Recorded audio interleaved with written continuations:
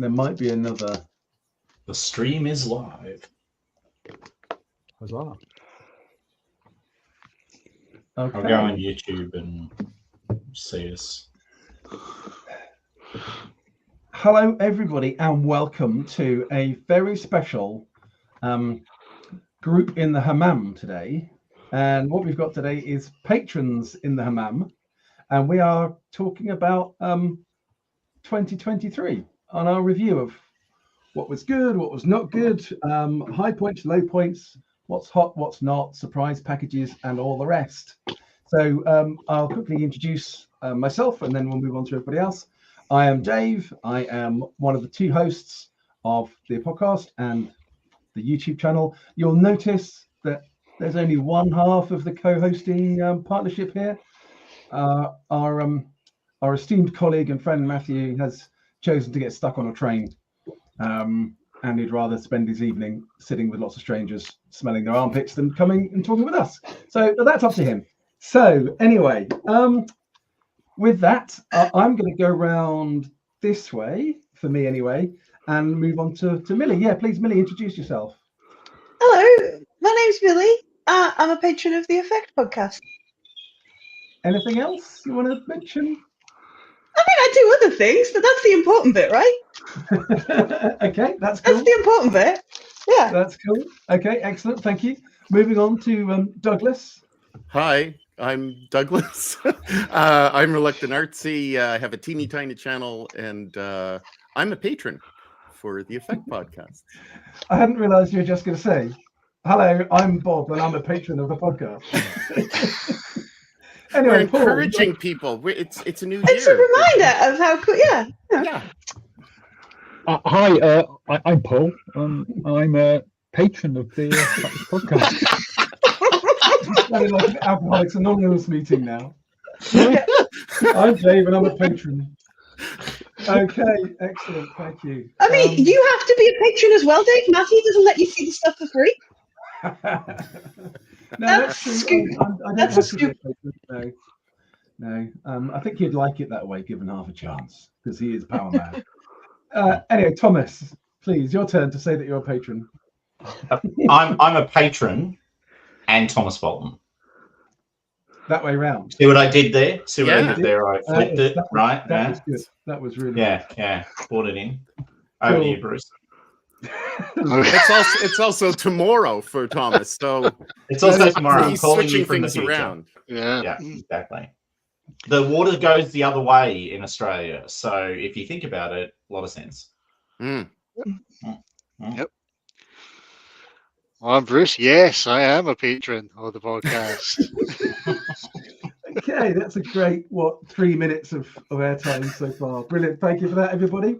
Right, well, let's get straight on with it then. So I want to kick off with let's start on the good stuff. What's the high point of 2023?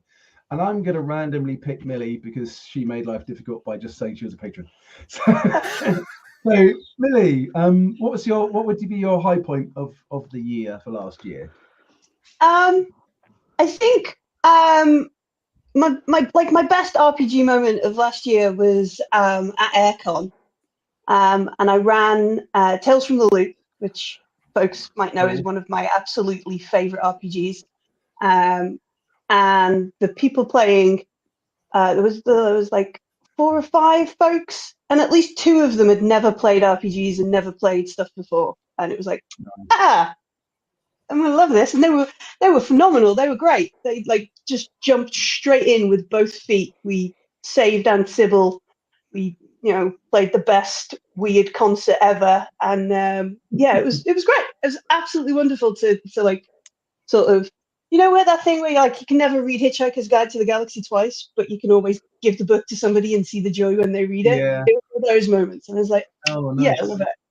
I love So it. was that a scenario of your own? Was that a published one? Yeah, it was one of my own. Yeah, it was the Boggart. Yeah, it is on Jurassic. It's the Boggart. But it's a fun one. Yeah. With that crazy old auntie and weird monsters and So just to say that Millie, as Millie the GM, has done a lot of. How many have you done now? Some. 7, 8, Um, 8, I think. scenarios that are on drive-through. And Yes. PsyCamp. And PsyCamp as well. Yeah, I wrote Yeah. a user So, writing Pocket Quest. I think everything is silver now. That happened this year as well. Everything is silver on drive-through. Nice. Yeah.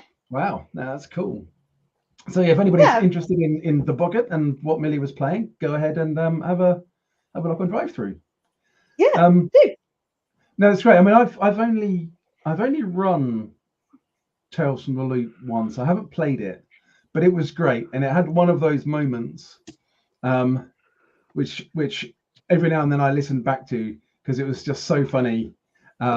This is going to lose lots in translation because probably nobody else will find it funny. But me and Tony and Matt were playing, and the context is there's a Not the 9 o'clock news joke, a sketch where the joke is that the guy keeps saying, my aunt who I live with, and the punchline is it's with whom I live, not who I live with. And Matthew was talking about his grandmother who was his anchor, and saying, yeah, my grandmother who I live with. And me and Tony just looked at each other and just burst out laughing for about 3 minutes constantly. And Matt was like, what's going on? I don't understand. Yeah, and that wasn't last year though. That was before that. Yeah. So moving swiftly on, who else has got a high point they would like to share? I have the same high point, so I can make it really quick. So I did CanCon, which is our local convention, which was actually the first convention I ever went to in 1986. So that's going back a while. Oh, wow. Where we did an Egyptian-themed live action role play was the first thing I ever was involved in. Wow. Anyway, Wow. it was Cthulhu, and it was the classic boys all playing, girlfriends going, no, we don't play, we're just here to watch conversation. It's a very weird conversation. I'm never comfortable with it. And I said, well, look, you're here, you might as well play. And I convinced them. It took a little bit of effort, but I convinced them. And they had a fantastic time. They actually had a really, really good time. Like, they fully engaged. It was a lot of fun. I didn't feel weird watching two people watching because they didn't think that girls should play role-playing games. I don't know. It's a weird thing. Very weird. Anyway, it was great. So that was probably my high point, and it was what was it? It was Call of Cthulhu. It was the Sri Lankan tea mansion game, which ended with them driving their trucks straight over the top of all of the weird villagers who'd lost their minds and rescuing people and driving down the hill madly, careening away. It was a thing out of space. That's right. It's a thing out of space that I'm facing up against. No, it was good. There you go. So CanCon, presumably that's Canberra Con. Yes, you'd never have guessed. Look, we're a bunch of like a whole city comprised of public servants, unsurprisingly show limited, adventurism in naming. I was going to say, though, is it a good convention? Is it a big one? Is it growing? Or? It used to be. It's quite a fascinating. It's actually kind of the example of the ebbs and flows of the reality of our world, in the sense that when I went, role playing had just burst onto the scene in a really major way. So it was huge, and in the early 90s, it was massive, right? It was like the tabletop miniature guys were in a corner. So I like to think of it, and role playing took over 3, full pavilions of people. So 1,000 people would come. We're Canberra, we're not as big as you guys. But now it's like the role playing is the Chaosium guys do a really good job. There's some Pathfinder stuff. There's pretty much nothing else. And there's 5e, but does that count? And basically 3 pavilions. What's hot? What's not? Yeah, exactly. And then there's 3 pavilions of miniatures now. Cool. So it's the complete opposite. So I go and run the Cthulhu stuff because it's so well organized, and actually a lot of fun. Like Cthulhu in a con is awesome because no one cares about their characters, so everyone's happy to die. Yeah. Cool. Okay. Who wants to go next, or shall I pick? Go on then, Paul. seeing you looking Oh. into the camera. what's your high point? yeah? Getting onto one shots of games that I've not really had managed to get to the table. Household, I got Broken Compass and Household to the Effect sort of group, which was great.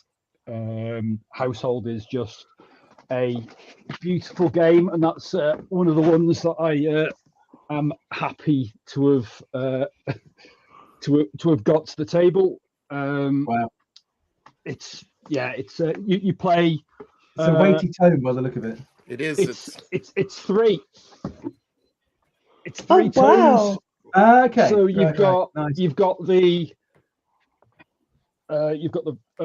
sort of like the background book, and it gives you a very good idea of what you're playing. You're playing little fairies in a house, basically. Oh, this is the borrowers kind of thing, has wasn't been it? abandoned Yeah.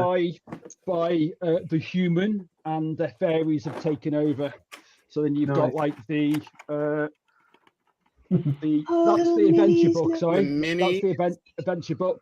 Then you've got the sort of like practical guide of the house, and then you've got the rules. It's a very, very simple game. Cool. And there's just the art and the world building in the game is just absolutely stupendous. Ooh. So you got things like fighting the Great White Dragon, Yeah. Oh, Which is a swan, isn't it? which So- is a big swan. Yeah. Yeah, cool. So yeah, it's just you got some of the locations in it. There you go. There's the basement with which is with Alcier, which is basically the big deck saw. It's just a really, really great game, and it was great. Been great to get it to the table with you guys, or some of the Effect patrons, and it was good to get it actually, because I'm running a campaign of it as well now on Thursday nights, which is really good. That was my next cool. question. So is it good for one shots, or is it good for a campaign as well? Well, I think you've answered the question for me there. The Saga of Fragile Peace is basically a section of adventures, and the way they do it, which is really interesting, is you've got like about 30 different player characters, and you play 4 of them in each of them. And then Right. this is the Saga of the Fragile Peace. So you play for each chapter and section, you play a different set of 4 characters. Group. So Oh, each okay. of those lines you'll complete, and then you go down to the next line, the next section, and it just keeps on going down where the characters intersect. It's absolutely brilliant. Cool. How does the prospect of playing 4 characters? Is that 4 characters per player, or is that 4 characters in the group? In the 4 group. characters in the group. Right. Yep. Right. But you can So have basically- more if you wish. Yeah. But it's They give you options. Yeah. Or for the actual campaign that I'm running, my players just wanted to play their own characters, so we sort of like have an NPC of one of those 4, and then I just very loosely string them into the plot of that particular little scenario. It's been going Cool. quite well though. I can tell how enthusiastic you are about it. It's a beautiful game. It really It is. You got things Yeah, like nice. you've got key sets, which you basically can imagine a big key that's also a musket, or people fight with a needle and thread. So they literally you throwing the needle around and as a weapon, or people are basically fighting with half a scissor. Have scissor, yeah. Right, Scissors okay. basically. So Cool. and just the whole sort of like world building in the game is just really, really clever. Nice. Yeah. Cool. Lots, and it's very simple to play. You you have a number a bit like you have a similar sort of level stats to Year Zero, but you're looking for 2 of a kind, 3 of a kind, or 4 of a kind, 5 of a kind, 6 of a kind sort of type thing. Right. Yeah. Cool. Cool. And you have a push mechanic as well. Nice. Yeah, it's good. Cool. Bruce, how about you? What's your highlight of the year? I've been doing a lot of the GMing at UK gaming game conventions. that year, especially because it's been great to bring some games I own and get people to play in them, because it's hard to get your friends around when you're doing other things. That's been a great point, especially as you're getting the feedback. So running Blade Runner, running Ghostbusters, and this Western one called Tales of the West. I don't know if you've ever heard of it, but maybe we'll just throw it in there. But that's been quite good, especially the feedback you get from players, especially how they've enjoyed it over the sessions.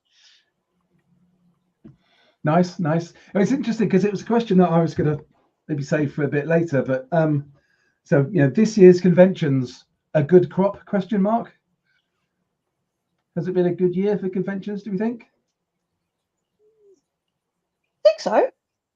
I mean, obviously, speaking as an entirely biased person in this thing, considering my day job. But yeah, I mean, I've been to more conventions this year than I have in previous years, and they've all been really good for wildly different reasons. Like, you went to some, and it's been absolutely. Like, went to Aircon in March, and that was loads of people, all bustling, all sort of everything. And then I went to Aircon Northwest, and that was nice and quiet, and I ran something really like I ran what was it? Last Voyage of the Ghazali, but fast. Right. So we did it in 4 hours. But it was we still had some really nice moments in it, and some really and then Hope's Last Day. I remember that was versus so my highlight of the year was at Aircon Prime, and that was very different because it was so big. I know it's not a big convention, but it's a big room with everybody in it. It was different. But I think they've been good this year. I've had some good conventions. Yeah, UK Games Expo seems to get better every year. I mean, I haven't been to Aircon. It's been something that's been on my list of places to go to eventually. And then obviously I missed Dragon Meet this year. But yeah, it's always interesting to see, do we feel that there's a, the trajectory of conventions in the UK and elsewhere, of course, as well, is in the right direction. They're getting bigger and better, and as I think so. Yeah. I think so. Definitely. Yeah, cool. I think there's a definite feeling now like people want to get together.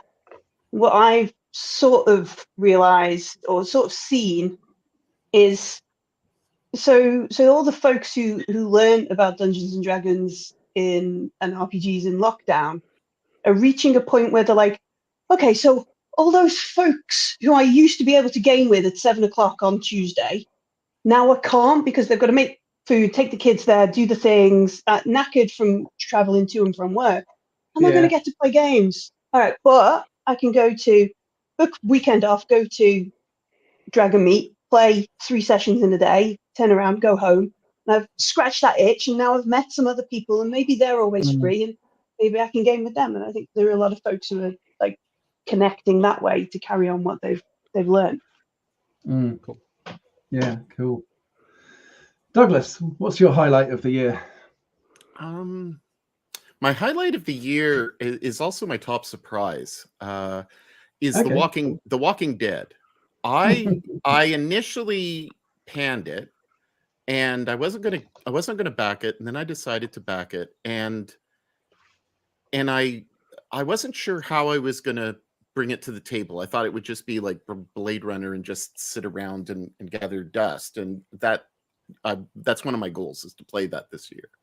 But when I run a after school program for a bunch of 13, 14-year-olds, and so they all wanted me to offer something in the summer, and so they're old enough that they don't have jobs, but they want to be doing something, and there's not a lot to do here in a very rural community. And so I gave them some options, and I brought out all of my Year Zero stuff, and I showed them everything from Dragon Octomoner to just a whole bunch of stuff. And so Dragonbane, they didn't even look at it. They saw The Walking Dead, and that was it. and that was it. It was like this. But what about this? This. And so I said, okay. And I've watched some seasons, not all of the original, but probably about half. And I was really surprised at how it drew me back into the game. Dave and I have spoken about this in another video, but it was really, it blew me away. The mechanics blew me away. The enjoyment factor was fantastic. The kids really got into it, exceptionally so. And so to me, it was a big, big surprise because I didn't expect as much from it. And Dragonbane was kind of my opposite, where I had super high hopes for it, and I thought I'd get it to the table a lot. And I think one of the kids said, why don't we play D&D instead? And I said, yeah, but this is different and it's easier and they're not going to take all your money. And they said, well, it's basically the same thing. And this was one of the older young people who was about 15. And I had to think about that. Like, in their minds, to them, it's like, it's like a Macintosh Apple to, I don't know, a Granny Smith. They don't care. It's the same thing. And that shocked me, but I haven't brought it to the table. I think that it's a beautiful game. I think the design is great, but I'm not sure if I was let down by it, but for me, it didn't live up to the hype. Whereas The Walking Dead certainly captured my imagination. Absolutely. Yeah, cool. I'm going to hold you there for a moment on Dragonbane, because I think maybe we can have a little bit chat about Free League later on.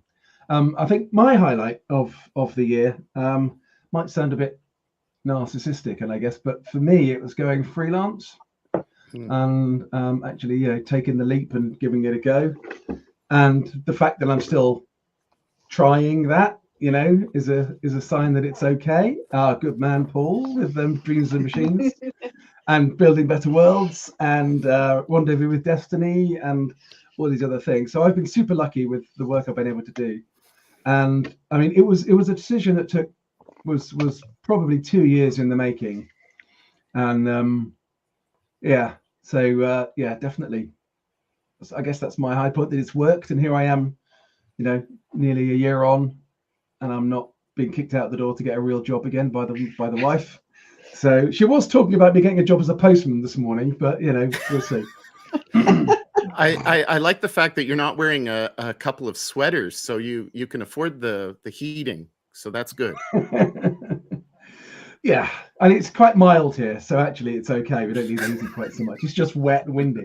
I mean, in gaming terms, I think actually, Walking Dead, as Douglas has said, that kind of surprised me with how much I've enjoyed it and how much my group that I play with here at home wanted to keep going, because we ran the Wolves Den as a practice before UK Games Expo, and then they all said, "Oh, can we carry this on as a campaign? Because we're really enjoying this." So that was great. That's really enjoyed that. The next thing I was going to say, so what would be your disappointment of the last year, or what would be something that perhaps wasn't quite disappointment, maybe too wrong a word, but on the other end of the scale, what was there this year that disappointed you or wasn't great, or something you thought had potential that didn't quite gather? And who would like to go first? I could have primed you with the questions beforehand, couldn't I? But I would have had to have thought of them before we started. Matthew has all the questions. Yeah, but there's opportunity for really thinky faces. There are. And there's a lot of thinky faces going on. There are. Well, I'll jump in and start off. Yeah, thanks, Bruce. I will start off also just one thing. I quite find it amusing. Paul, Douglas is showing you the picture, the books of everything up there for an audio podcast. I'm going to love how listening to it. That's been hilarious so far. I was kind of tracking it, thinking, the way we're talking about it, is this going to work on the podcast? Yeah. It will, just about. I think it's okay. Just go into Paul's house when he was playing it. He'll show you the books. No, the one thing I'm going to have to say I found a bit disappointing. I know that not everybody will agree with it. But it was one of my Kickstarter backings. I went in quite big, and it was for Salvage Union by Leyline Press. I found maybe because it took so long to come out, and eventually I got it. And the more and more delayed it came out, it didn't come out until just about Dragon Meat, when it finally arrived. I just kind of felt I'm not even taking out the cellophane. Most of the books I get taken out the cellophane, and I'm looking at it just going, I'm just not into this anymore. Okay. It's taken too long. I've kind of lost so much interest into it, and I think I also got annoyed with how they chose to do the adventure supplements. They tried to do almost like the way Mark Borg or Cyborg and all that's kind of done their adventures. Whereas something else I know a lot of people haven't enjoyed, but I still think it works on the aesthetics, is Orbital Blues, where they're trying to keep that theme throughout in the adventure supplements. And that to me has been a bit of a disappointment. It's the one where I'm looking at the shelf and actually going, yeah, I'm looking at probably just wrapping up and maybe possibly just putting the price tag on that, because it's just it's been one of the big disappointments from it. I'm not saying it's bad mechanically or anything like that. It's just really the way how it's been delivered. You lost your momentum with it. Yeah. It was interesting when I played the beta a couple of years back at Contingency, but now it felt like it was a much more of a finished product by then. But it's taken the 2 years, and I just went, nah. Right. Okay. Cool. Thank you. Anybody else? So my group wanted to play Seven Seas. So we played first edition Seven Seas several years ago, a long time ago now, and didn't have enough players, so I went online, asked some people if they wanted to play, which is my usual style, and got some additional players, ran it. I hate the second edition Seventh Seas so very much. I cannot describe how much I hate the second edition Seventh Seas. Disappointing. It is. I think the problem is that in trying to make the whole, it's really fascinating. So they've tried to make the mechanics super storytelling, right? So all narrative, but it actually takes this sense of risk out of the game. Like, it's really fascinating. You buy successes effectively, and then there's not really a very clear mechanic on how you end up at risk in that. And I've watched online plays, and anyway, so we ran it for a while. It's a sort of semi-colonialist setting. It tries to be both colonialist and post-colonial, and it doesn't necessarily manage that particularly well. Anyway, long story short, and a positive note. So in a what the hell are we doing moment, I decided I would create a Pirates Year Zero engine game and convert the whole thing to Pirates on Year Zero, which I've done. I picked up the mechanics that I'd half written for my Crusader game, flipped them to doing more Pirates. I've now written ship battle rules, which are sort of based loosely on the Coriolis rules, but hopefully better, because I don't think the Coriolis combat system for ships is particularly fantastic. A particular weakness of Year Zero engine actually is that the Free League guys don't do big ship stuff very well. There's a comment to be made there about Alien and Coriolis, I think. So now we're playing in this Year Zero engine, and I threw away the world as well and crafted a whole new world, which is actually based on the Pirates of Drinax from Traveller, some Gareth Hanrahan's stuff. So they're now playing ships. So, and it works completely fine. Like, you just set up the kingdoms as little island kingdoms instead of a space setting, and they sail around between the different ports, and they're dealing with two big empires on each side of them who are, they're the neutral party in the middle. And it actually works super well. It's been a lot of fun. So I didn't want to make my low note sound too negative. So I think the positive is what it turned out that people wanted to do was play a pirates game. They wanted to play a pirates game where they could swing on ropes and sail ships and, you know, sneak around in ports and try and take over other people's ships and, you know, manage morale and all of those things. So, no, it's been excellent. But cannot recommend 7th Sea 2nd edition, unfortunately. Cool. Cannot recommend it. Cool. Thank you. Okay, moving on. Now, who wants to go next? Millie? Oh, okay. We have a volunteer. Millie, you can go. All right. Cool. Yeah, sure. So my sort of letdown of 23 was Act 2 of Mercy of the Icons, Emissary Last Part 2's Episode 7. You know, so Book 2, Act 2. It was just a bit like, and it felt like RPGing through treacle. And I love the story and stuff, and I think the thing, and I'm excited to get to Act 3. Like, we're going to start Act 3 in a couple of weeks. I was excited for that. But the thing that got me was all of Emissary Lost Book 1 is pretty much on rails, right? Like, you're on this like express run through everything. Oh look, Coriolis. Oh look, jungle. Oh look, that kind of stuff. Do the things. And then the start of Book 2 is the same. Oh, party. Oh, chaos. Oh, okay. Yeah, great. And then Act 2 is like, oh, we can go over there now. And so, but your players haven't been taught that. So your players are expecting events served to them. And then you give them opportunities to do other things. And because everything in the first book and the first act has been important, things that happen to us are important. Now, things that might be happening in other places are also important, and they feel like they're missing out if they can't do all the missions. So you can't present them with a job board of things because they feel like they have to do everything. And that's not the way the time works, because you're working up to the Pilgrim Aria.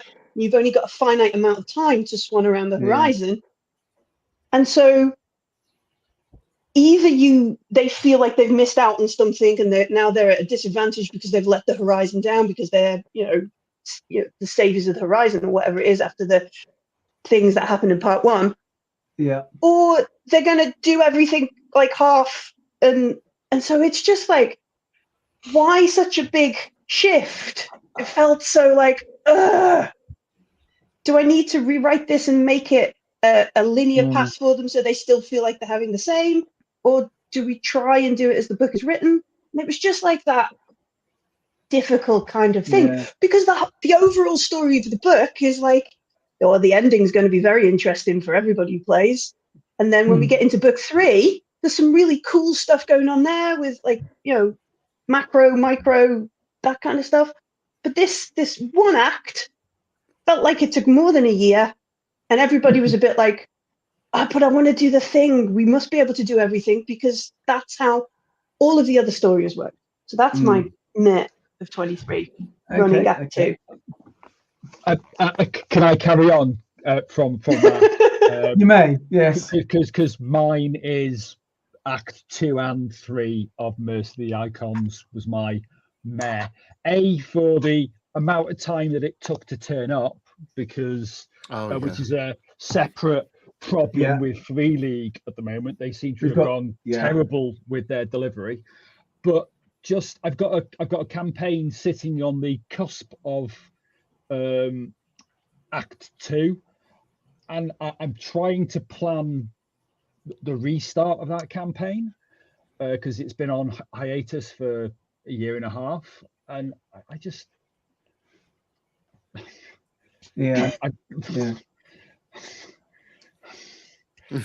I picked up lots of threads from the back of Mercy of the Icons, part 1, because it had lots of really cool ideas in there, but they didn't run with any of them. So I've spoiled got for choice with what's left to do, I guess.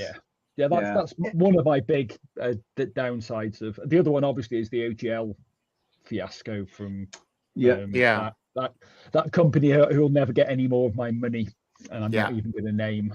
Absolutely. Yeah. No, that's cool. That's cool. No, that's good, because I was going to mention that, but you've saved me from even having to utter it. So that's cool. Thanks, Paul. Douglas. Well, I was going to utter it, and I guess the start of the year was such a shock, and I think it brought to me there was a positive, because even though after, say, a couple of months you could see people online going back to the company, there were so many people who were now searching for lesser known publications, and were on drive-through, and were trying new things. And so I thought that it springboarded a lot of people who were disgruntled into looking at the wider vision of tabletop role-playing. And so I thought that was a positive. I was really shocked by the end of the year when the layoffs happened just before Christmas, and I had already kind of sold all my books and kind of purged myself probably about a year and a half before all of this. And so I had kind of seen the writing on the wall, but it was so shocking to see that everything had been completed in terms of the workload, everything seems to be ready for launch next year. And they let well over 1,000 people go, right? And just heartless. And I thought that was very poor. There's two things. One is I live in Canada, and I live in kind of the forgotten part of Canada, because Atlantic Canada, I grew up in Montreal. No, that's where trees are there. And then Halifax. And so shipping costs and shipping times, the import has been insane. Just to get something from the States here to Canada I'll get a FedEx bill 2 weeks after something has arrived. I think I paid about $150 Canadian on something, and then had to pay about $70 in import fees and everything else. I used to think it was just DHL, but now it's FedEx, it's Purolator, it's everything. And so that's become a problem, and it's made me reticent to order directly from the Free League site, and also the delays. I think if I'm looking at a particular role-playing game that I was disappointed in, it wasn't the mechanics, it wasn't the experience. I just recently played it.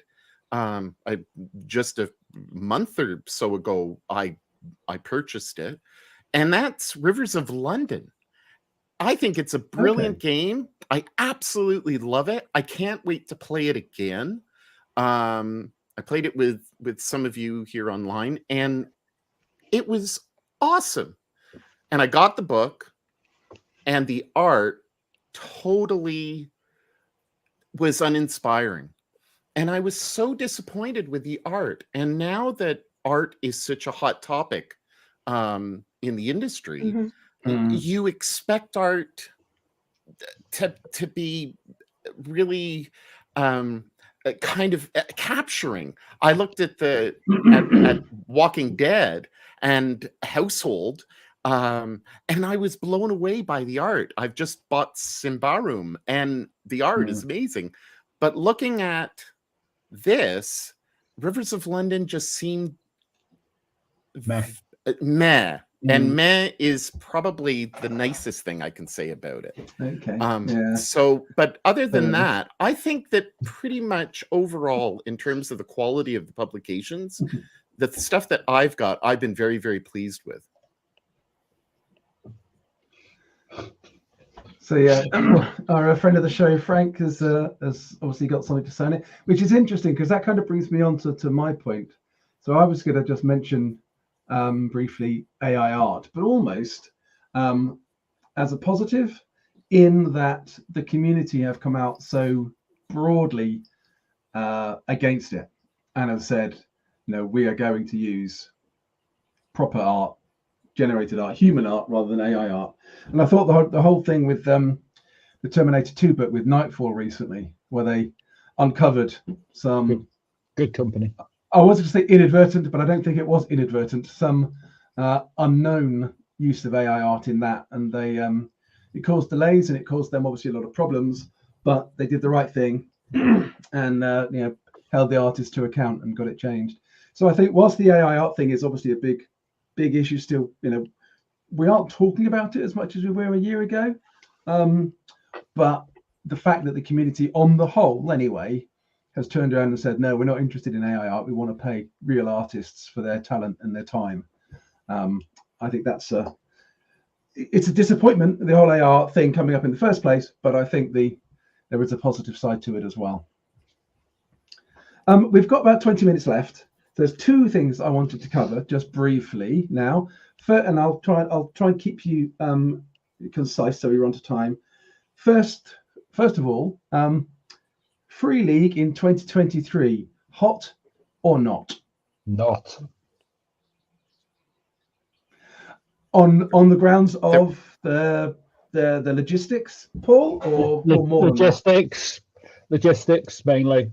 Yeah, their replies to emails. It's now getting a lot better, but in mid 2023 was absolutely diabolical. Never got things on time. When you pre-order, I could have ordered it from an online site for a load cheaper. I'm still waiting for my Building Better Worlds pre-order. Wow. Okay. I'm going to say it. Yeah. They are shit at the moment. Okay. Well, let's not belabor the point on that. I think we all agree. Game-wise, I think that they're doing very well, and I think that they're hot. The thing that I marked down on my list, because I did make a little list, was their website is insanely great. I really like the website. Yeah. Cool. Their revamping is extremely easy to use and fantastic. It's a good experience. But I do understand. The weird thing is that here I am in this little place, which is very different from the UK. I would have expected everybody there to get their things before me, and I'm getting stuff actually much quicker than many of you. I think particularly with Building Better Worlds, it's a really odd one because it wasn't supposed to be coming out until now. And for some reason, 2 months ago, people started receiving it, and then everyone... I don't have any insight. I don't know what the issue was. But that has obviously made life... Well, I mean, particularly for people like Millie, who was one of the unlucky ones to not get it through the door. Yeah. Do you think it's a matter of they just have grown too quickly? Probably, because I mean they'd always been very, very strong and very, very focused on trying to keep the customers happy. And I think this last year, you're absolutely right. There's been a marked change in that, and I don't think that's a change in attitude or a change in who cares about the customers anymore. I think it's much more. I suspect, I don't know, but I suspect it's down to the fact that they've done so much stuff so quickly, and the logistics of that is an order of magnitude different from what they're used to, and they hadn't ramped up to deal with it. I suspect. If I'm right, then we should see an ongoing improvement over the next year or two. When we have this chat next year, we can revisit this conversation and see if we're feeling happier about it. Okay, Thomas and Bruce. Thomas, Free League 2023, hot or not? I think they're going through the transition to a more established company, which is always hard. And I think they haven't had any really big hits in 2023. Like a lot of what they've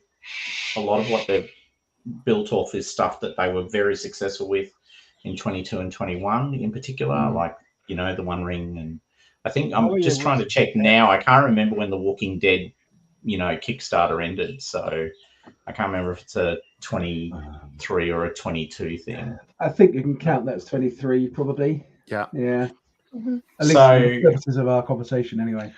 No, it is. Yeah. So, all right. So it is definitely a 23 thing. So, I mean, they had The Walking Dead. I think a lot of what they're doing exactly what you'd expect. They're moving into how do we leverage out the IP that we have. They've had some really big hits in 22 in particular and 21, which they're building off. So I guess the roundabout way of saying they're kind of where I expect they would be. I will admit, though, as a personal comment, I'm probably playing less pre-league stuff than I have for a number of years. So they're not my go-to as they have been in the past. Most of the games that I'm running literally right now are sort of, either my own adaptation of the Year Zero engine or not using the Year Zero engine at all. So, yeah. Cool. But I did just back Electric State, which I'm very excited for because Things from the Flood was my gateway drug. So it'll be super cool. Yeah, it's interesting. I didn't back Electric State. I think I just didn't see something in it that I couldn't get from Walking Dead or Things from the Flood or anything like that. I could well be wrong. I may well come to it in future, but I didn't. It didn't get me to back it anyway. You could always buy it when it comes out, and you'll get it for cheaper anyway. I didn't back it either, and I wasn't. I didn't see enough. That wasn't a bitter comment in the slightest, was it, Paul? No, sorry, Douglas. No, it's fine.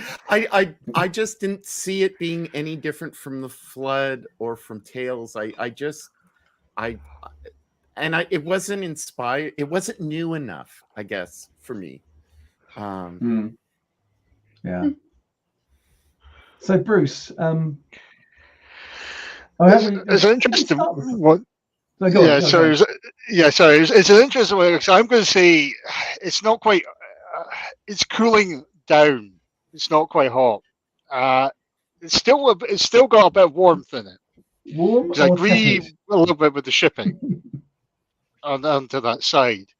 But what we're starting to see, especially with IP ones, when we look at the Blade Runner book and the thickness of the Walking Dead book, core book, we're actually seeing a reduction. The only one that I would say, and I know I'm going to feel an ego bubble in there when I say this, the only book that I felt that was quite good in content was the Building Better Worlds one, because there was so much in that. Yeah.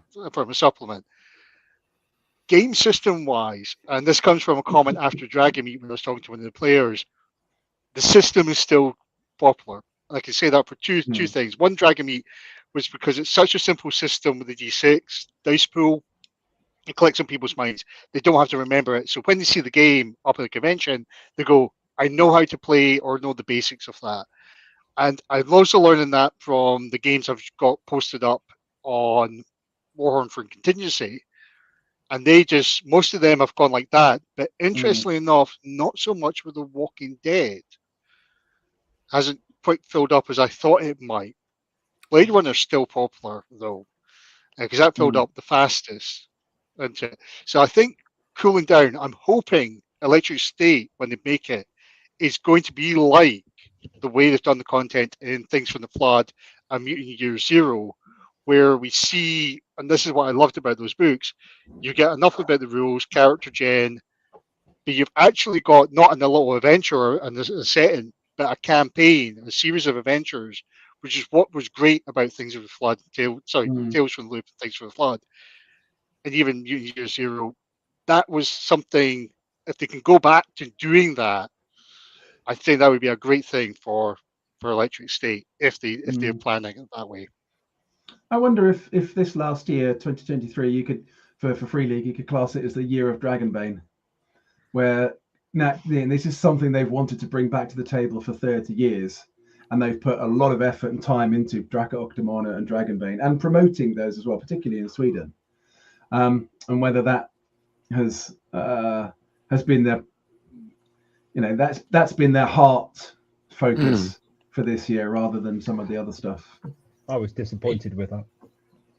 I think probably, but I will comment on So they now have, 1, 2, 3, 4 fantasy themed settings with different rule sets. Yeah. And whilst that's very satisfying from an external perspective, it obviously creates challenges internally with, who's going to run that, who's going to write the material, who's going to generate all that content to keep all of those IPs alive. And the fact that, and I'm not going out too far on a limb, all 4 of them use completely different rule systems, or at least reasonably distinct rule systems, creates an additional challenge. So it is both a brilliant thing to do from a historical perspective and wanting to service their internal, sort of cohort, but it also creates a fundamental strategic challenge for the company in that now I've got to generate IP for 4 different systems. Obviously, Dragonbane, their plan is to not be the generator of content. That was the whole point. But the other 3, even with 3, you've got a big struggle when you're a company of 8 people, 9 people in total. Yeah. Cool. We've got about 10 minutes left. I wanted just to have a few minutes to talk about what aspirations were for the next year. But we've had a question from Mohammed, which says, maybe there's no time to answer this, but what's your most memorable role-playing scene last year? Now, if we could keep it down to a minute each, we could have a go answering that, because we don't have so long. Okay, Paul, go ahead. I was running Torg Eternity. I was doing a very, very a quick chase scene. People basically running away from a load of church police in Paris. They were trying to head the way to a safe house. They'd succeeded, and they'd lost one of their fellow player characters. She'd been gunned down by the evil church police, and they just outside the safe house, and it was down to the last roll. I turned the card. It was a critical problem. So either they succeed, or they have to start the chase again. One succeeded, one failed. So what happened is the one character basically got into the doorway of the safe house, and as the other one crossed the road to the safe house, police cut them off. 2 police cars come in, cut him off. You get that meeting of eyes where the person who did the failed roll realizes he has to run away to lead the police away from the safe house. Like in that sort of like your typical sort of like movie sort of type situation, and he egged off. Cliffhanger. And that was a pretty good scene. I think mine wasn't so much a scene; it was a spontaneous action of mine in the Tales of the Old West game that I'm a player in, that led to 2 months of role-playing story, which was there was cholera in the town, and the guy who was in charge of the town where my character lives had got it, and I have some doctoring skills, so I went and offered my services to him. But I'm a bit of a psycho, so I was just wanting to kill him. But I managed to get him drugged up enough to change his will and make me the trustee for all of his business in his hotel. But then he died, and his wife didn't appreciate that. And so we had 2 months of games of me going, oh, why the hell did I do that? I don't even want this bloody hotel. It's just ridiculous. In the end, I killed her, and it all turned out well for me and not so well for her. But if one throwaway line on a day when I thought, yeah, that'll be fun, and it ended up in weeks and weeks and weeks of trouble. Cool. Mine very quickly, running Harlem Unbound, final scene, not of the current one that we're running, but the one before, where the players summoned Anansi to face off with the Baron in Blue, and I got to describe the spiders all welling out of their bodies, and sort of in this place, in this moment, kind of speech, which was awesome fun to narrate, and actually a brilliant ending to what had been a great couple of sessions. Possibly the best sessions I've run all year, actually, without a doubt. It was really good. It was really good. Yeah. I hit Paul twice with an arrow in his foot because he's a hobbit, and I'm a Marx person, and she just kept on wanting to hit Mungo, for Sir Mungo for some reason. So Tor, wonderful experience. In terms of my best favorite moment was really this one young man who is like 12, and we were playing Household, and it was a kind of final scene, and so he kept pushing his roll. And so his first roll was a basic success, so 2 of a kind. He pushed it and ended up rolling an extreme success, 4. Came around to him again. He did the same exact thing, and he got an extreme success. And then he did it one last time, and he ended up running around the library. We play in a library where the windows are all, exposed so that everybody can see us play and stuff. And he was literally running around screaming how happy he was that he had defeated this final boss. And it was just priceless. To see the look on his face was just priceless. That's fun. Very else? quickly, I'll jump in with when I ran Blade Runner at Tabletop Scotland convention. I only ended up with 2 players, which is a sweet spot for a Blade Runner game. And because the scenario is they're isolated on an oil rig with a whole bunch of people into it, the players who've never met each other built this paranoia in the character. Who can we trust in this place? We're building this up into it. Do we trust these people? Do we trust them?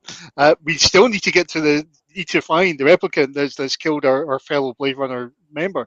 And they had a great time with it. They just built this paranoia, but the banter they played with each other as well was fantastic. When I've ran the scenario with 4 players, it tends to be that they can back each other up. But in this one, they knew they were limited, so they really had to think about it. And I think it was the best of that scenario because it was the lesser number of players. I think all 3 of us enjoyed it quite well. And that was for me. It was just that, oh my God, who do we trust when we're here? Nice, thank you, Bruce. Right, we're coming right up to the end now. So I did have one more thing. So hopes and dreams of the 2024 bound, to crib off a game title from one of our friends. In one sentence only, please, because we've only got a couple of minutes.